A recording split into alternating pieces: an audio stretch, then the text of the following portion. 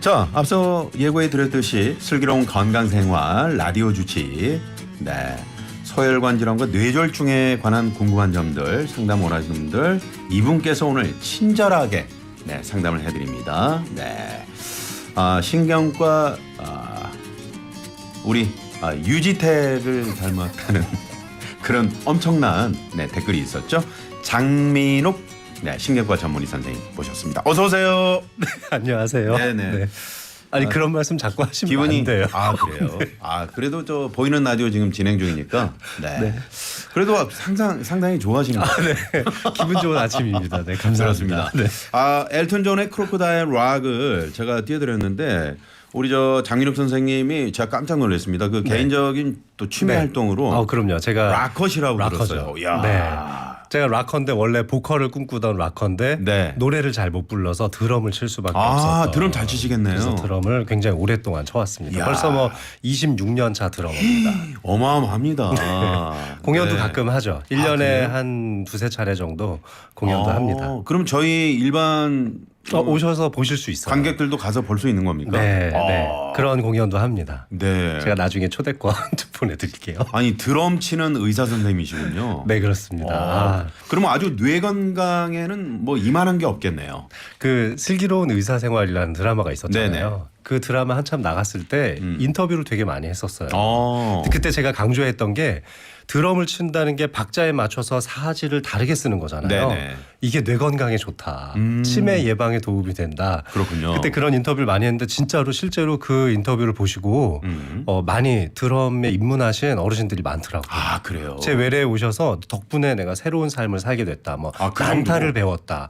북을 배웠다. 장구를 배운다. 이런 말씀하시는 분들 되게 많았습니다. 네네. 아니 저도 이제 좀 드럼을 한번 배워보고 싶다는 생각을 했는데 미처 행동으로 옮기지 못했거든요. 네. 요거 드럼을 좀 저도 한번 배워봐야 되겠다. 한 달 정도 배우시면 기본 박자의 음악 연주를 하실 수 있습니다. 그렇군요. 네. 우리 박교 OPD는 드럼을 자기도 이제 배우다가 포기했다고 합니다. 손발이 각기 안 움직여가지고 뚝딱거리다가 그냥 포기했다고. 좌우뇌를 다르게 써야 되기 때문에 정말 좋은 취미입니다. 그렇군요. 자, 오늘 뇌 건강 특히 이제 소혈관 질환과 뇌졸중 관련해서 여러분의 상담해드릴 건데 어떻습니까? 이 뇌졸중이라는 게 한국인 혈관 질환 사망률 1위 질환이라고 알려져 있는데요. 그렇죠. 이게 왜 이렇게 치명적인 겁니까? 뇌혈관이 망가진다는 건 혈관이 이제 막히기도 하고 터지기도 한다는 거죠. 네. 그런 것들을 통칭해서 혈관 문제 때문에 뇌가 뇌의 한 가운데를 적중했다라는 뜻이거든요. 뇌졸중이라고 부릅니다. 네. 근데 뇌신경세포가 망가지는 일은 다른 신경 조직들과는 다르게 전혀 재생이 되지가 않습니다. 그렇군요. 네. 예를 들면 큰 상처가 나더라도 또 뼈가 부러지더라도 시간이 지나면 상처 힐링이 다 되고 새로운 조직이 재생이 돋아나죠. 되는 거죠. 근데 뇌신경세포만큼은 다시 재생이 안 된다는 게 문제죠. 그렇군요. 물론 최근 학설에 따르면은 약간씩은 신경세포가 조금 돋아나기도 한다고 말을 하지만 전체적으로는 그렇지 않으니까요. 네네. 뇌졸중 걸리면 뇌졸중 때문에 망가진 그 신경세포만큼은 평생토록 그 후유증을 안고 살아가야 되니까 정말 누구나 피하고 싶은 정말 걸려서는 안 되는 그런 최악의 질환인 것 같습니다. 그렇죠. 이 뇌졸중도 이제 좀 다양한 형태로 나타날 텐데 정확히 어떤 병입니까? 이제 한방에서는 중풍이라고 부르죠. 중풍. 중풍은 여러 가지의 말들이 포함되어 있습니다. 혈관뿐만 아니라 뇌의 다른 여러 가지 문제들 때문에 뇌 기능을 상실하는 상태를 중풍이라고 하고요. 저희 이제 의학 쪽에서 얘기하는 뇌졸중은 혈관 질환에 국한합니다. 예를 들면 뇌종양 같은 건 이제 배제가 되는 거죠. 뇌졸중에는 혈관이 막히는 뇌경색이 약 80%를 차지하고요. 혈관이 터지는 뇌출혈이 20%를 차지하는데 예전에는 뇌출혈이 많았습니다. 1980년대 중반까지만 해도 반대였어요. 왜 그런 거죠? 똑같은 한국 사람인데 왜 이렇게 변했냐면 고혈압약을 그동안 많이 드시기 시작한 거예요. 이제 전국민 의료보험이 실시되면서 환자들이 의료차 접근도가 좋아지고 이제 누구나 다 손쉽게 고혈압약을 먹을 수 있게 그리고 캠페인도 정말 많이 했거든요. 고혈압 학회 또 정부에서도 많은 캠페인을 했고 덕분에 고혈압 조절만큼은 진짜 너무너무 잘 되고 있습니다. 뇌졸중으로 입원하시는 분들 고혈압을 앓고 계시는 분들 중에 실제 약을 드시는 분들 80% 이상이에요. 근데 아직도 좀 부족한 것이 고지혈증 같은 경우는 한 50% 20%밖에는 약을 안 드시거든요. 네. 그러니까 아직은 좀 더 극복해야 될 부분이 많이 있는 질환이 바로 뇌졸중입니다. 네, 그렇군요. 이게 뭐 지주막하 출혈, 뭐 뇌실질 출혈, 뭐 이런 그런 것도 있죠. 그 뇌출혈의 어떤 맞습니다. 종류가 있나요? 아까 전에 말씀드렸던 이제 뇌출혈 20%를 차지하는 그 뇌출혈의 여러 가지 종류가 있는데 그 중에 뇌막을 그 생각해 보셔서 뇌막 네. 바깥쪽에 생기는 출혈이 있고요.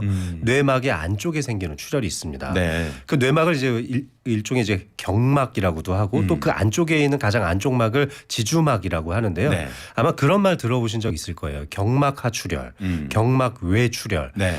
어르신들이 또는 이제 남성분들 네. 이제 취한 상태에서 넘어지셔가지고 머리 깨지시는 분들 있잖아요. 네네. 그렇게 이제 두부 외상이 있었을 경우에 경막하 출혈이라는 게 또 많이 생기기도 하고요. 뭐 교통사고에 의해서도 경막하 출혈이나 경막 외 출혈이 많이 생기죠. 네. 그리고 뇌 안쪽에 있는 지주막이 있는데 네. 그 지주막 주변에 뇌동맥 꽈리가 잘 생깁니다. 아, 그렇군요. 네, 우리 뇌혈관은 경동맥에서부터 출발해서 쫙 올라가면서 나뭇가지 갈라지듯이 계속 작은 혈관으로 갈라지게 되는데 네. 그런 갈라지는 자리 부분에 꽈리가 잘 생깁니다. 네. 그런 자리가 압력이 강하게 걸리거든요. 이런 자리에서 생긴 꽈리가 갑자기 터져버리면 그때 그 터진 그 굉장히 많은 양의 피가 네. 지주막 아래쪽에 고이게 됩니다. 아. 근데 이 지주막 아래쪽은 압력이 낮고 혈관은 압력이 높으니까 네.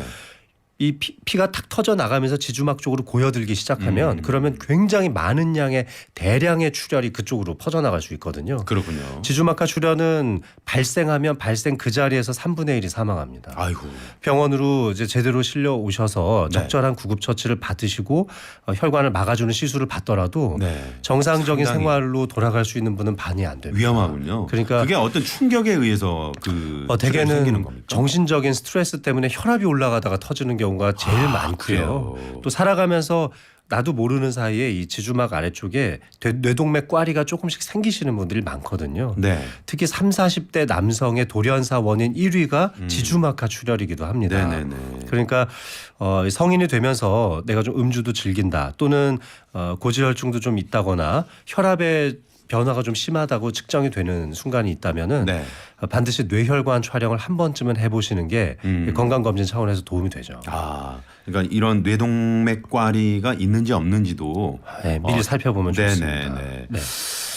아, 참 많은 분들이 뇌졸중에 대한 공포가 그렇죠. 상당한데 네. 이게 이제 뭐 아까 말씀하셨듯이 한번 이게 상처를 입으면 회복되기 쉽지 않다는 맞습니다. 그게 있잖아요. 네. 갑자기 또 사망에 네. 이르기도 이 하고. 뇌혈관이 크게 세 개로 되어 있는데요. 네. 경동맥에서부터 쭉 올라가고 또 목 뒤쪽에 올라가는 척추동맥도 있습니다만 뇌 안쪽에 가면 뇌의 앞쪽과 가운데와 뒤쪽으로 가는 세 개의 혈관으로 되어 있습니다. 그래서 전, 중, 후 대뇌동맥이라고 부르는데요. 네.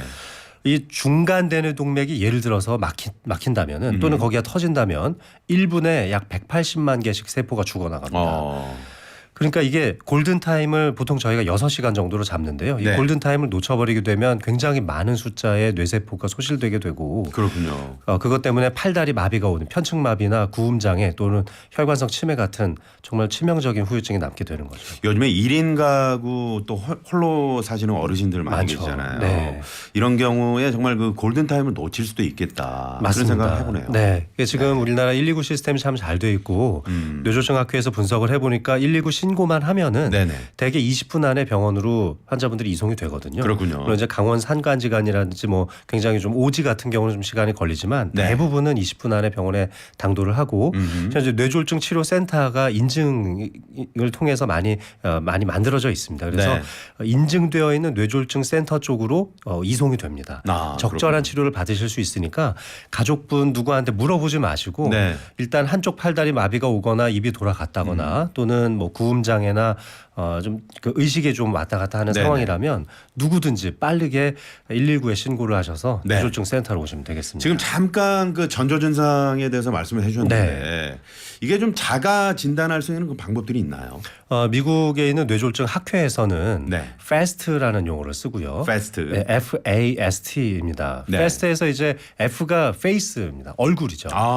그래서 안면 비대칭이 있는지 보는 겁니다. 네. 그러니까 거울이나 셀카를 찍어보고 입이 돌아갔는지 입이 입이 이렇게 완전히 돌아가는 게 보입니까? 네, 그래서 인중이 한쪽으로 쫙 치우치는 것이 보이고요. 또는 혀를 길게 내밀어봐도 혀가 한쪽 방향으로 이렇게 치우쳐지면서 내밀어집니다. 옆으로 이렇게 돌아가는 것처럼 보이기도 하고요. 또 눈동자의 움직임도 변하죠. 그 다음에 A로 시작하는 이제 fast의 A가 arm입니다. 그래서 한쪽 팔에 힘이 빠지는지를 보시는데요. 주먹을 꽉 쥐어 본다거나 앞으로 나란히를 했을 때 한쪽 팔이 떨어진다면 그러면 이제 그것을 A에 해당하는 증상이라고 보면 되겠습니다.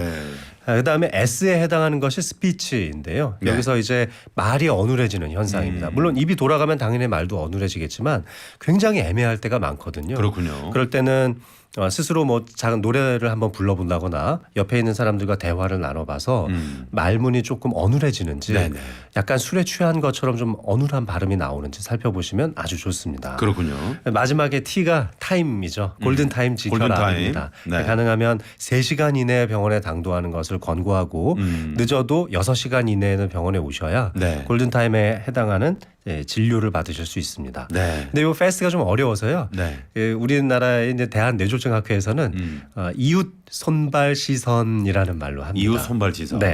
이거 좀 우리 말로 풀었군요. 네, 그렇습니다. 이하고 웃어보시라고 하는 거고요.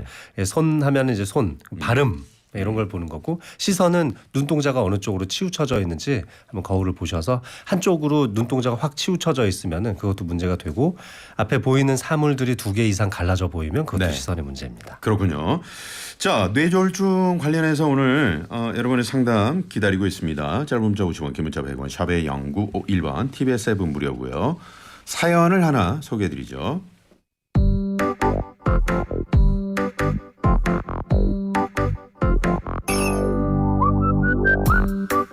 안녕하세요. 저희 어머니는 60대 후반입니다. 10년 전에 고혈압 진단을 받고 약을 꾸준히 복용하고 계신데요.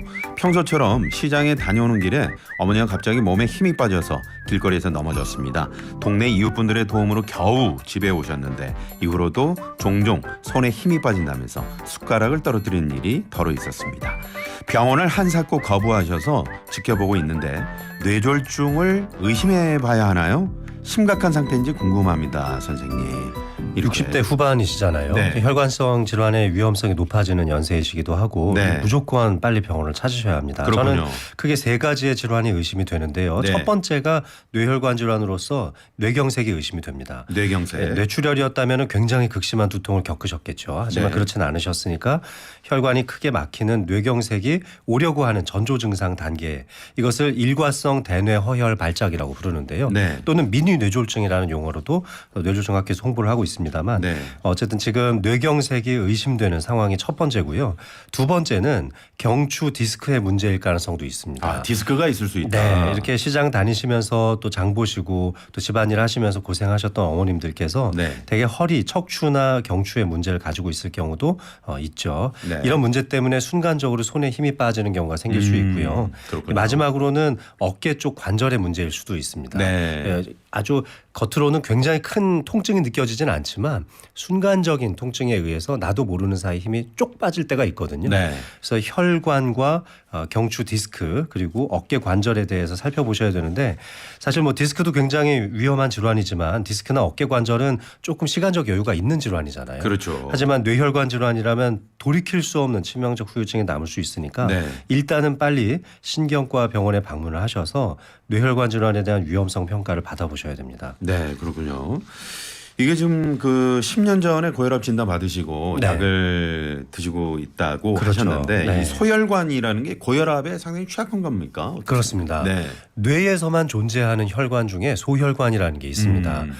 우리 혈관 구성은 원래 심장에서부터 빠져나오는 동맥을 통해서 전신으로 혈액이 공급되고 모세혈관을 통해서 혈액이 각 조직으로 침투가 되죠. 그다음에 정맥을 통해서 다시 심장으로 들어오게 되는데 이 모세혈관에 의해서 압력이 감소가 됩니다. 그러니까 심장에서부터 바로 뿜어져 나오는 그 강한 압력이 모든 조직에 그대로 전달되진 않아요. 모세혈관이라는 완충작용을 해주는 혈관을 통해서 스펀지처럼 쫙 물이 퍼져나가듯이 퍼져나가는 거거든요. 그런데 뇌는 우리 몸무게의 전체의 한 2%밖에는 해당되지 않지만 네. 전체 이 심장에서 뿜어대는 혈류의 15에서 20%를 받는단 말이죠. 네. 정말 작은 기관이지만 어마어마하게 많은 피를 컨트롤 타워죠. 받고 있는 거죠. 네. 그런데 이렇게 많은 피가 공급되려면 그만큼 많이 공급되고 그만큼 많이 빠져줘야 되는데 그러니까 급수와 배수가 잘 돼야 되죠. 네네. 그런데 이런 모세혈관과 같은 스폰지 같은 형태로는 그 빠른 급수와 배수를 이뤄낼 수가 없습니다. 네. 그래서 소혈관이라는 혈관을 통해서 굉장히 빠르게 혈관이 이제 그 혈액을 전달해 줄 수 있는 그런 역할을 하죠. 네. 그래서 굉장히 강한 압력의 혈관으로부터 피 공급을 받는 겁니다. 모세혈관 없이요. 네네. 따라서 이런 소혈관은 고혈압을 오랫동안 앓으신 분들은 굉장히 큰 손상을 누적적으로 받았을 가능성이 많죠. 고혈압약을 드시면서 정말 중요하게 보셔야 되는 것 중 하나가 네. 혈압의 변동성이 심한지를 봐야 됩니다. 좀 꾸준해야 되는데 네. 어느 날은 뭐 많이 맞습니다. 올랐다가 네, 어느 네, 날은 네. 적정 수준이었다가 네. 이럴 경우 말이죠. 그러면 그렇게 잠깐이지만 치고 올라갔던 그 순간에 소혈관이 망가지는 거거든요. 그렇군요. 그런 것들이 누적되는 거죠. 그게 10년, 20년 누적되다 보면 네네. 나중에는 치명적인 이제 소혈관성 뇌경색이 찾아올 수 있는 겁니다. 그렇군요. 아유, 지금 저 청취자분들이 많이 궁금하신 내용들이 많은데 네. 이거는 좀 번외 질문인데 네네. 2753번님이 신경과와 신경외과가 어떻게 진료가 다른지 저도 이거 궁금했어요. 이 질문 해주셔서 너무 감사합니다. 좋은 질문입니다. 너무 감사합니다. 네네. 저는 신경과 전문이잖아요. 네. 이제 보통 배가 아프면 내과에 먼저 가시죠. 그렇죠. 내과에 가서 내시경도 해보고 이런저런 검사를 했는데 만약에 정말 운이 없게도 위암이 나왔다면 아이고. 그럼 이제 외과로 과가 바뀌어서 수술을 받게 수술을 되는 받아야 거죠. 되죠. 예, 그렇다시피 일반적인 진단 과정 속에서는 신경과가 조금 더 많이 개입을 하고 그 중에서 그렇군요. 수술이 필요한 어떤 질환이 발견된다면 신경외과가 이제 그때부터 담당을 하게 되죠. 네네. 예를 들면 뇌출혈 때문에 환자가 쓰러져서 응급실에 와서 CT를 찍었는데 출혈로 인해서 수술이 필요하다는 판단이 들면 신경외과에서 환자를 신경외과로. 담당하고요. 네. 수술이 필요치 않다고 하면 신경과에서 환자를 담당합니다. 네. 그럼 저기 우리 그 교수님께서는 거의 수술을 안 하시겠네요. 네, 저는 이제 수술에는 참여하지는 않았고 네네. 시술만 했죠. 시술만. 이제 혈관을 뚫어주는 시술이라든지 네네. 간략한 뭐 시술들에만 제가 참여를 했었습니다. 그렇습니다. 좀 어떻게 잘 이해가 되셨는지 모르겠네요. 너무 감사합니다. 네, 귀에 쏙쏙 네. 들어옵니다. 네. 소혈관 질환 말씀을 드렸는데 이제 이 혈관에도 뭐 여러 가지로 좀 분류가 될 텐데. 네, 그럼요. 네. 이 소혈관. 뭐 대혈관 있고 소혈관 있고. 그렇게 그렇습니다. 됩니까? 맞습니다. 네. 대혈관, 중혈관, 소혈관으로 나눠지는데요. 4mm보다 더 크면은 우리 신체에서는 대혈관 계통으로 구분합니다. 주로 어느 쪽에? 이제 경동맥 같은 경우가 한 8mm 정도 두께가 경동맥. 되고요. 네. 심장에서부터 바로 빠져나오는 대동맥은 한 1cm, 그러니까 10mm 안팎 정도 됩니다. 그렇군요. 아주 두꺼우신 분들은 한 1.5cm 정도의 두께를 그런 가지고 있기도 하고. 우리 신체에 그 소중한 그런 배관들이 있는 겁니다. 그렇죠. 네네. 이 진맥할 때 이렇게 손목 이렇게 잡아보잖아요. 네네. 그때 뛰는 것이 이제 요골동맥, 척골동맥들인데요. 이 요골동맥의 굵기도 한 7, 8mm 정도 됩니다. 그 정도. 그래서 이제 이런 데를 통해서 심장 혈관 검사라든지 이런 검사들 하시죠. 네. 이런 것들을 대혈관이라고 분류하고 자 그런데 이제 4mm보다 작으면은 이제 그때부터 중혈관이라고 하는데 네. 그 중에 계속 작아지다가 10마이크로미터 그러니까 이게 어느 정도냐면 아나운서님의 그 머리카락 있죠. 네네. 머리카락 중에 제일 얇은 걸 어떻게 딱 보면 요 머리카락은 너무 얇네 했을 때 그 정도가 한 20마이크로미터 정도 되거든요. 그래요? 네, 좀 두꺼운 머리카락이 한 80마이크로미터 정도 되니까요. 저는 두껍지는 않아요. 네. 제가. 그러니까 그 제일 얇은 머리카락보다 반밖에 안 되는 혈관. 그러니까 머리카락보다 훨씬 더 얇은 혈관으로 되어 있는 것이 소혈관입니다. 거기에 이렇게 그게 뇌졸중이 혈액이 왔다 갔다 네. 한다는 게 참 신기하죠. 신기하네요. 네. 그러니까 그런 쪽으로 아주 그 굉장히 직접적인 강한 압력이 전달되다 보니까 네. 이렇게 작고 연약한 혈관들, 특히 이 소혈관의 손상이 깊어지는데요. 이게 동양인들의 특성이 그렇습니다. 동양인들이 특히나 이 소혈관의 발달이 많이 되어 있고 네. 또 소혈관성 질환 중에 이 고지혈증으로부터 인해서 소혈관이 약해지고 그것 때문에 뇌혈관에 문제가 되는 경우가 동북아시아권에서 많이 왜 그런 보고되고 거죠? 있습니다. 우리가 이제 농경 사회에서부터 진화되었기 때문에 네. 유전적으로 탄수화물로부터 단백질이나 지방을 만들어내는 유전자를 많이 갖고 있습니다. 그렇군요. 그래서 똑같은 식사를 해도 동양인권, 동북아시아권에 있는 농경 사회에서 진화된 우리 민족들은 네. 고지혈증 발생 비율이 굉장히 높죠. 과거에는 이게 사실 축복의 유전자죠. 네네. 굉장히 굉장히 기근에 시달리고 먹을 게 별로 없었던 시절에도 양질의 에너지를 우리가 그것으로부터 취득할 수 있었으니까요. 네. 근데 지금은 에너지 과잉 시대에서 이게 이제 별로 좋지 않은 유전자가 된 거죠. 그래서 일본을 비롯해서 이제 중국, 일본 또 한국까지 이런 소혈관성 뇌졸중이 많아지는 게 사실입니다. 그렇군요. 자, 오늘 저 뇌졸중 관련해서 여러분의 상담을 기다리고 있습니다. 네, 뇌졸중 관련해서 기다리고 있는데, 네, 이때쯤 뭐가 나와야 되는데. 띵동댕! 띵동댕! 네, 반짝 퀴즈 시간이 돌아왔습니다. 네, 지금 우리 밖에 OPD가 뭐 전화 받고 지금 PD가 한 사람밖에 없어요. 뭐 작가도 없고 지금 다른 PD도 없고 지금 혼자서 지금 일을 다 하고 있어가지고 일당백을 밥하랴 빨래하랴 또 식탁 챙기랴 지금 난립니다. 네. 자, 반짝 퀴즈 오늘 드릴 텐데 오늘 저 뇌졸중 관련해서 저희가 반짝 퀴즈를 준비를 했습니다. 오늘 어떻습니까? 저 우리 장민욱 선생님께서 직접 네. 퀴즈를 한번 제출해 주시면 어떨까요? 그럴까요? 네, 알겠습니다. 자, 직접 한번 주십시오. 네, 조금 전 사례를 빗대어서 한번 생각해 보시면 좋을 것 같습니다. 중년 이후 고혈압이 오랜 기간 지속되면 소혈관 질환의 위험이 높아진다. 맞으면 O, 틀리면 X라고 표시해 주시면 네. 자, 맞으면 O, 틀리면 X. 중년 이후에 고혈압이 오랜 기간 지속되면 소혈관 질환 위험이 높다. 맞으면 O, 틀리면 X. 네. 이거를 저 우리 장민욱 선생님께 직접 출제를 하셨으니까 네. 힌트를 네. 어떻게 직접 한번 이 소혈관 같은 경우에는 대동맥 큰 혈관 대혈관에서부터 직접적으로 혈액 공급을 받기 때문에 압력에 의한 손상을 많이 받을 수 있다. 네, 많이 받을 수 있다. 이것이 이제 오늘의 힌트입니다. 그렇습니다. 네.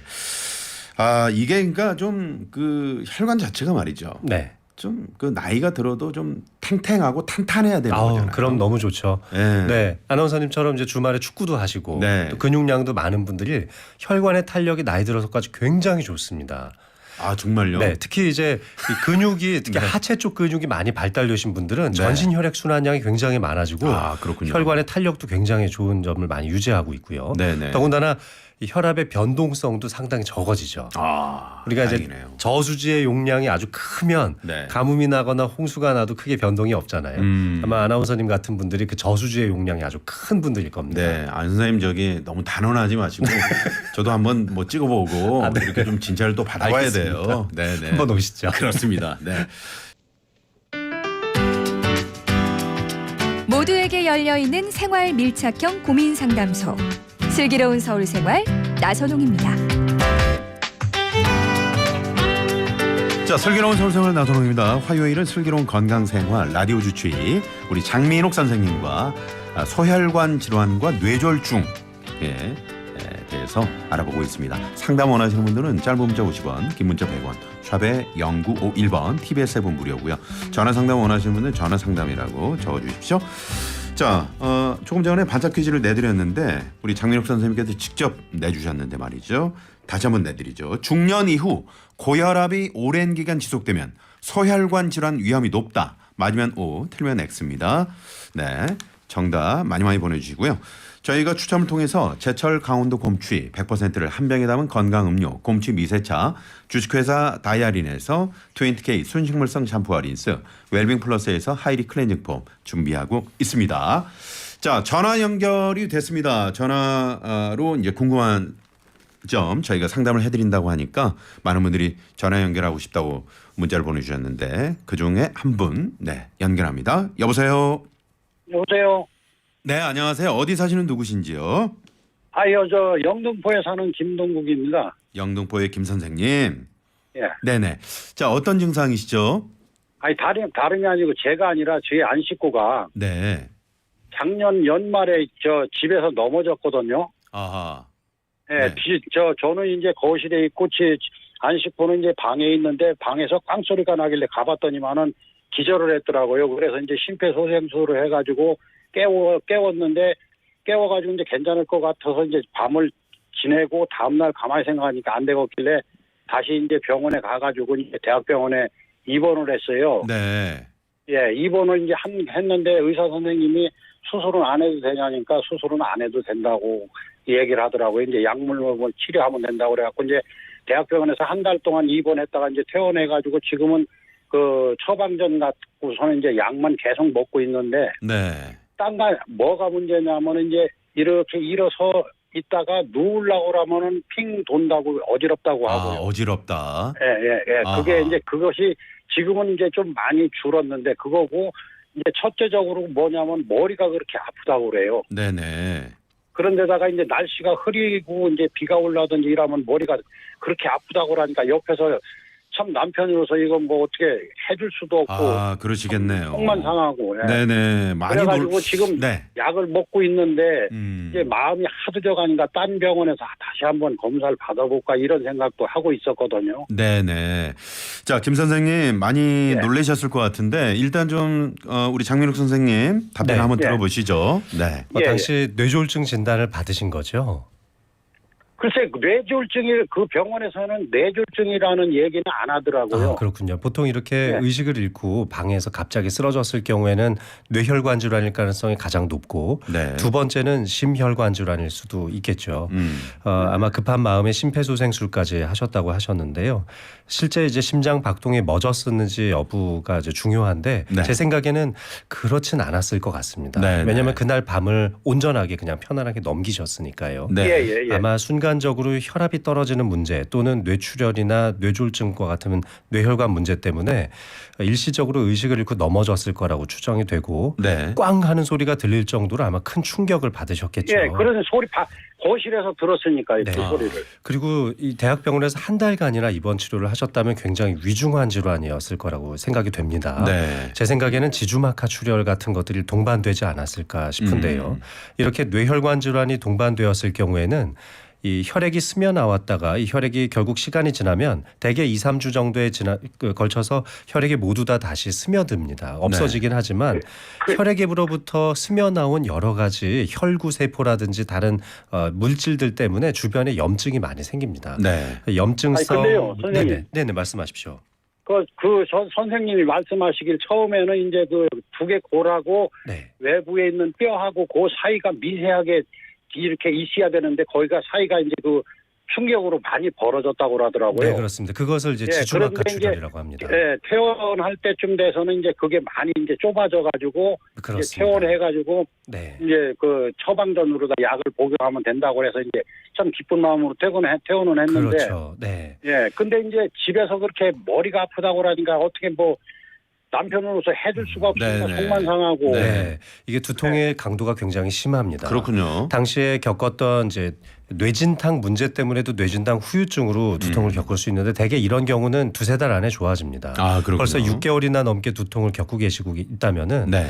당시의 충격 때문에 지주막하 출혈이 아마 있었을 거라고 추정이 되고요. 네. 그 뇌막 주변에 출혈이 생기는 거거든요. 굉장히 위험한 상황이네요. 위험하죠. 네, 지주막하 출혈이 크게 되면은 뇌를 실질적으로 압박을 하면서 뇌 압박 증상 때문에 사망에도 이를 수 있거든요. 네네. 그래서 이런 부분이 모두 다 흡수되고 없어질 때까지 병원 입원 치료를 하게 되는 것이고 네. 이때 고여있던 피가 모두 다 흡수가 되더라도 이 피로부터 인해서 형성된 여러 가지 염증성 물질들이 주변에. 뇌막을 많이 자극하게 됩니다.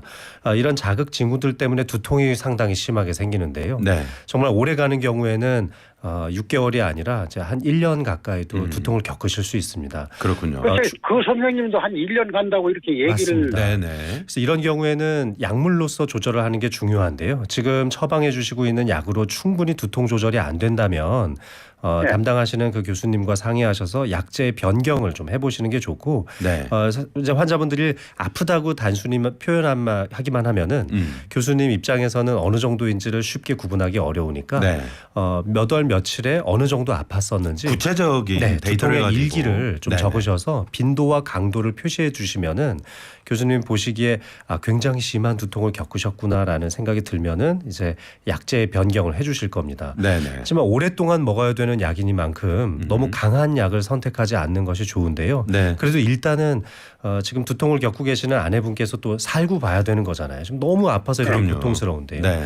그래서 여러 가지 그 약제에 대한 부작용들을 좀 감내할 수 있는 방지책을 세워서 약을 좀 변경해서 드시는 게 좋을 것 같습니다. 네네. 자, 김 선생님. 예. 네, 지금 뭐 좀 경황이 없고 상당히 좀 많이 놀라셨을 것 같은데 일단 약으로 좀 조절해 보시면서 네. 또 담당 그 주치의 선생님과 좀 그렇습니다. 상의를 좀 잘 해보시면 될 것 같다 그런 생각이 드네요. 네네. 그럼 저 의사 선생님한테 이제 약을 좀 변경 좀 해주십시오. 그렇습니다. 네네네. 드리면 되겠네요. 네, 너무 걱정하지 그렇습니다. 마십시오. 네네. 네, 예, 감사합니다. 네, 오늘 전화 고맙습니다. 예, 감사합니다. 네. 예, 예. 정말 사모님 아내분을 너무 잘 지극정성으로 지금 그럼요. 이렇게 해주고 계시는데 네. 많이 걱정이 크실 것 같아요. 네. 그래도 잘 상의를 해보시면 될 것 같습니다. 네, 큰 병으로 번지는 그런 시그널은 아니니까요. 그렇군요. 너무 걱정하지 마십시오. 네, 그나마 다행입니다. 네. 자, 오늘 전화 연결 원하시는 분들이 많으신데 한 분 더 전화 연결합니다. 여보세요. 네, 네, 반갑습니다. 어디서 하시는 누구신지요? 중랑구에 사는 김일선이라는 사람입니다. 네, 중랑구의 김 선생님. 네, 어떤 네. 증상이시고요?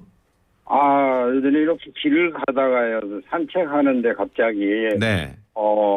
어지럼증이랄까, 머리가 멍하길래 이제 옆에 계단을 잡고 한참 있다가 머리를 흔들면서 이제 좀, 그냥 제정신이 오더라고요. 네.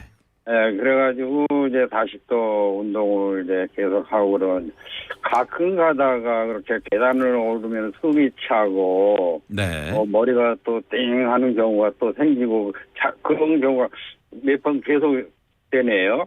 그렇군요. 예, 그래가지고 동네 의원에 가가지고 하지정맥류가 있어가지고 다리가 그렇게 무거워요. 네. 그래가지고 혈액이 품어져가지고 머리까지 올라가야 되는데 가지를 못한다라고 그런 이야기에서 일시적인 그런 거가 있으니까 뭐 큰 문제 될 거 없다고 자주 그러니까는 걱정이 되셔서 지금 전화 주셨는데 네네. 네, 잠시만요. 네. 지금 혹시 선생님 연세가 어떻게 되셨죠? 45년생이네. 우리 나이 이렇게 그렇군요. 80 됐죠. 네, 80 되셨네요. 네. 지금 이제 선생님의 연세를 감안한다면 네. 심장의 기능이 좀 떨어져 있을 것으로 예상이 됩니다. 네. 따라서 심부전이라든지 심장 네. 기능 약화가 있을 것이라고 예상이 되는데 하지만 이런 부분들은 안타깝게도 이제 나이의 영향을 받는 거기 때문에 이제 극복하기는 좀 어렵죠. 그렇지만 꾸준히 계속 계단을 오르거나 산책을 하는 등의 운동은 하실 필요가 있는데요. 제가 의심되는 것은 설령 심장의 기능이 좀 약하더라도 네. 뇌혈류가 줄어드는 현상은 생겨서는 안 되거든요. 지금 네. 말씀하시는 것처럼 어지러움증이 찾아온다는 것은 일시적으로나마 순간적으로 뇌혈류가 줄어들었다는 시그널입니다. 네. 따라서 심장 기능이 좀 약해져 있을 때 뇌혈류가 줄어들 정도로 운동을 하셔서는 안 됩니다. 그래서 좀 구바위라든지 계단을 오르실 때 조금씩 휴식을 취하시면서 하셔야 하고요. 조심조심. 네. 그리고 혹시 경동맥이라든지 뇌 쪽에 있는 주요 뇌동맥에 동맥 경화가 심하진 않은지 한 번쯤은 뇌혈관에 대한 검사를 해보시는 것이 좋습니다. 네. 그 전에 검사를 했는데 네. 저 동맥이 45%인가 이제 막혀 그렇군요. 있다라고요. 네. 그런 이야기를 건강검진할 때 그렇군요. 한번 지금 들었거든요. 혹시 선생님께서 그 고혈압약을 드시고 계십니까? 예, 고혈압 약 그렇군요. 먹고 있습니다. 오랜 세월 동안의 고혈압약 복용 때문에 네. 또 고혈압을 알아오셨던 그런 병력 때문에 심장 기능이 좀 약해져 있을 것이고요. 또 네. 경동맥 부분도 한 40% 정도 좁아졌기 때문에 네. 순간적으로 그러니까 심장의 출력이 떨어지는 거죠. 자동차로 치면은 네네. 이 심장의 네. 출력이 순간적으로 떨어지면서 뇌혈류량이 줄어들게 되는 것인데 이럴 때에는 혈압약의 변동만 하셔도 혈압약을 좀 다른 계열로 변경을 해주셔도 증상을 많이 완화하실 수 있습니다. 네네. 그래서 주치의 선생님과 그런 문제에 네. 대해서도 상의하셔서 지금 드시고 있는 혈압약을 다른 계열의 혈압약으로 바꿔보시는 것도 추천드릴 수 있습니다. 네네. 자, 김 그럼 선생님. 운전 같은 거는 하면 어떨까요? 운전은 하셔도 됩니다. 네, 운전하셔도 하셔도 되는데 됩니다. 네. 지금 말씀 들어보니까 좀 격한 운동이라든가 네. 계단을 급히 오르신다든가 빨리 걷는 네, 맞습니다. 이런 거는 좀 자제를 하셔야 될 것 같습니다. 네, 네. 네. 네, 병원에 가셔서 꼭 상담하셔서 혈압약을 또 이렇게 좀 바꿔보실 수 있으면 좋을 것 같고요. 그러면 큰 문제는 아니. 네, 그럼요. 네, 좋습니다. 지금처럼 계속 운동하시면서 건강 잘 챙기십시오. 네네. 아이고 고맙습니다. 네, 전화 감사합니다. 네, 네, 중랑구의 안녕하세요. 우리 김 선생님. 네. 네. 잘 챙기셔야 될 텐데 말이죠. 지금 문자로 전화 연결 한 번 더 갑니까? 아니면 문자 갑니까? 문자로 0109번님이 아스피린 등 뇌졸중 예방으로 자의적으로 약을 조금씩 드시는 어른들이 계시는데 어떤가요? 안전한가요? 그러셨는데 네. 이런 경우 이제 많이 저도 본 것 같아요. 뇌졸중 그렇습니다. 예방차 네. 아스피린을 복용하신 분들이 계신데 어떻습니까? 그렇죠. 아스피린을 뇌졸중 또는 심혈관 질환 등의 1차 예방 목적으로는 잘 쓰지 않습니다. 그렇군요. 1차 예방이라는 것은 이 질환을 한 번도 겪지 않았던 분들을 말하는 겁니다. 네.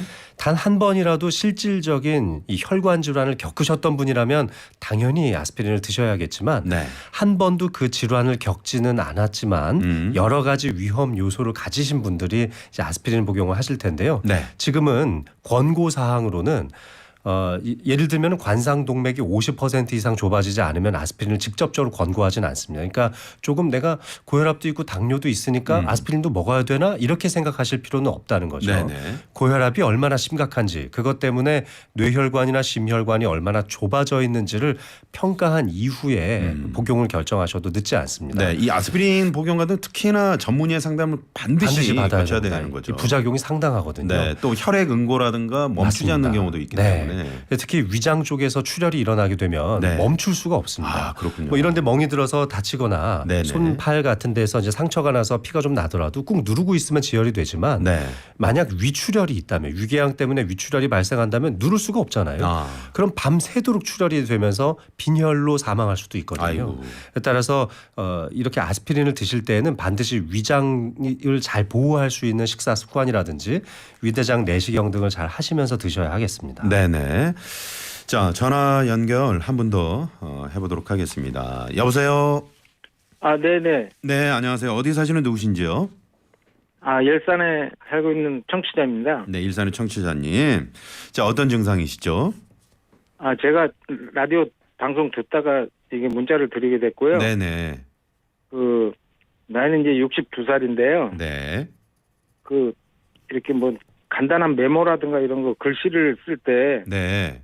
이 볼펜을 이제 손으로 잡고 쓸 때 이게 전에는 안 그랬는데 이게 손이 약간은 미세하게 떨림이 있어가지고 떨림 현상. 네. 예, 그래가지고 글씨를 제대로 획을 그릴 때도 이게 약간 떨림이 있어갖고 제대로 글씨를 못 쓰고요. 네. 그다음에 뭐 식사할 때도 이렇게 뭐 반찬 같은 거 뭐 깍두기라든가 뭐 이런 걸 집을 때도 손이 똑같이 그렇게 미세하게 약간 떨리니까 손가락이 네. 그래서 조금 부자연스러운 증상이 그런 상황이 있어가지고 이거 방송 듣다가 문자를 드리게 됐습니다. 네네, 잘 주셨습니다. 혹시 지금 고혈압약이나 당뇨약과 같은 만성질환약을 드시고 계신가요? 그거는 없습니다. 혈압 같은 네, 거는 다행입니다. 없습니다. 지금 말씀 주신 부분을 보면은 네.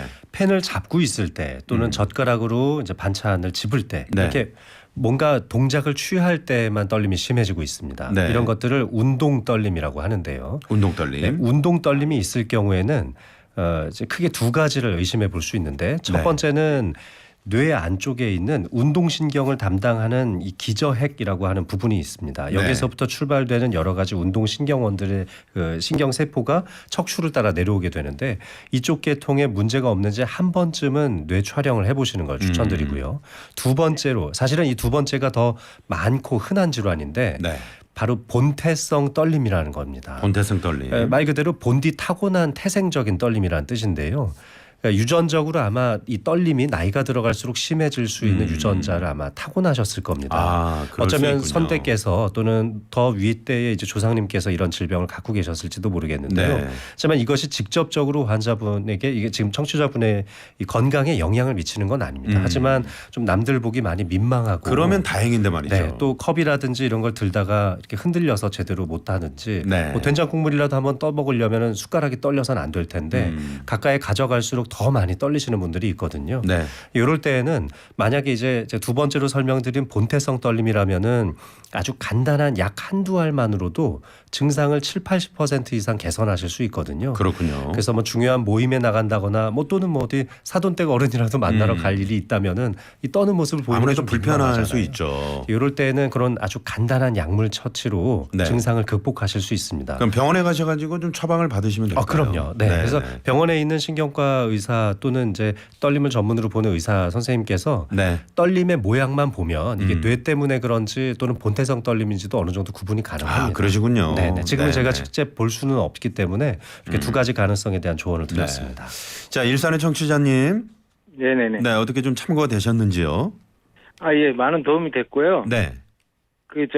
대형 병원에 이제 MRI 찍은 전에 건강검진하면서 MRI 찍은 그걸 가지고 가서 선생님 교수님한테 보여드리니까요. 네. MRI 상으로는 크게 확인되는 건 없고, 다행입니다. 다행입니다. 약간 노화 이런 쪽으로 네. 말씀을 하시면서 네. 제가 말씀드린 그 두 번째 본태성 네. 떨림에 대한 설명을 들으신 걸 겁니다. 네.